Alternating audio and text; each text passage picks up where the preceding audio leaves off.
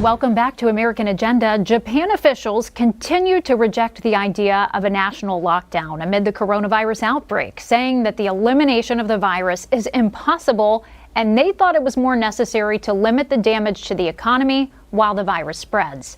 Is this an approach that's working? Is this something that could ever work here in the U.S.? Here to weigh in is our A-plus panel of the day, the American Spectator columnist Jeffrey Lord, and conservative commentator and former chairman for Associated Republicans of Texas, George See. Welcome, gentlemen. George, we'll begin with you.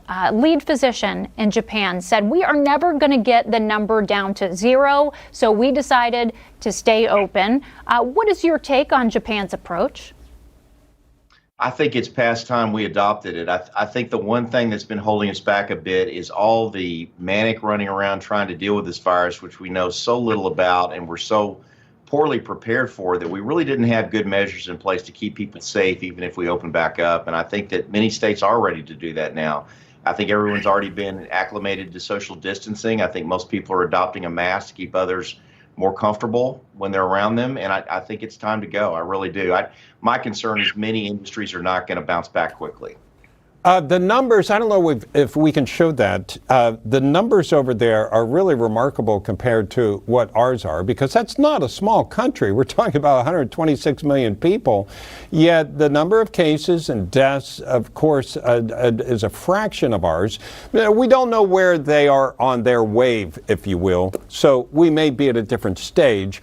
But, Jeffrey, it seems like there is an argument that goes beyond the political argument, that, you know, the political argument, we're Americans, we need to be back out there, it needs to be voluntary, to actually being a medical argument that the outcome is better with this approach.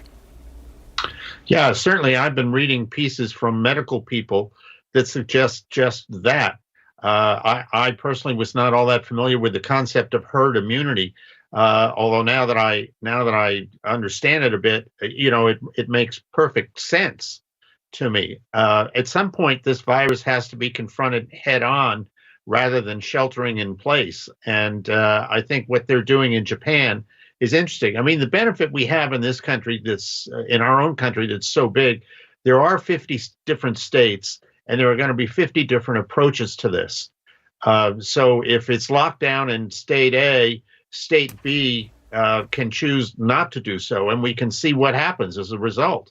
So, George, when it comes to, you know, some businesses such as gyms, you know, they closed in Japan, but they kept a lot of restaurants open, and they said to the people, hey, be smart, wear your masks, and we're going to put some of the onus on you to make sure that you're responsible. I mean, when we look at video and pictures and you see folks walking around in Japan, they're wearing those masks. What can we learn from the Japanese in regard to this?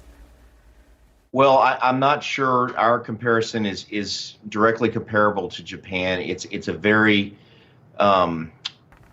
homogenous society. It's a very insular society, and they're used to top-down dictates a lot more than our country is. So I'm not sure we're going to be able to model them just super well. But I would echo the comment earlier that we need to get away from partisan politics and name calling and all sorts of rhetoric that's not helpful, and look to the medicine, the data, the science, all those kind of aspects of how do you open up, but also honor the data and honor what's going to work the best. And we can do that. We're very capable of that. And I actually would like to see more leadership from the federal government. I think that they pass the buck to the states a little too readily. When it comes to the masks, though, do you think it's just that in America we don't really like being told what to do? Is that what you're saying? I think there's a libertarian strain out there right now that basically is my independence is more important than anything. And so, yes, I do think you have some of that. And I think that needs to be exposed for the fallacy it is. We've got to look to the common good and look to taking care of our fellow citizens. So we're in a massive, very small thing to have to do in public. Yeah, Jeff, I believe you said you're in Pennsylvania. That has more cases, for instance, than Montana. Do you go about it a different way, opening up?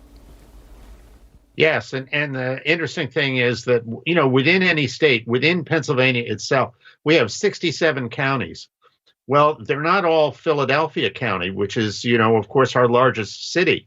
There are places like Bedford County or Blair County, counties that when I started out in the Pennsylvania State Senate, I learned from my colleagues were referred to as counties that had more bears and trees than people in them. So you can, feel free to start there and work your way through this very gradually. All right, Jeffrey and George, thank you, gentlemen. Coming up, we're going to have continuing coverage of the coronavirus crisis after this.